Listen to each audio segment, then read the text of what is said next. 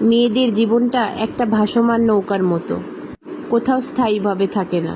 কখনো বাবার বাড়িতে, আবার কখনো শ্বশুর বাড়িতে, বৃদ্ধ বয়সে সন্তানের বাড়িতে। জীবনের শেষ নিঃশ্বাস ত্যাগ করে শেষ অবধি জায়গা হয় অন্ধকার কবরে। মেয়েদের সারা জীবন উৎসর্গ করেই যেতে হয়। মেয়েদের জীবনে কোনো কিছুই ফিক্সড হয় না। তারপরও মেয়েদের কখনো জানা হয় না কোন বাড়িটা তাদের জন্য নির্দিষ্ট, কোন বাড়িটা তাদের নিজের, কোন পরিবারের নির্দিষ্ট মেম্বার সে। মেয়েরা কাঁদে, কখনো নিজের জন্য, কখনো ভালোবাসার জন্য, কখনো বাবা মার জন্য, আবার কখনো ভাই বোনের জন্য। তারপরও মেয়েরা চারিপাশ সামলিয়ে বেঁচে থাকে, কখনো মূল্য পেয়ে, আবার কখনো মূল্যহীন হয়ে। মেয়েরা ভালো থাকতে চায় নিজের প্রিয় মানুষগুলোর জন্য।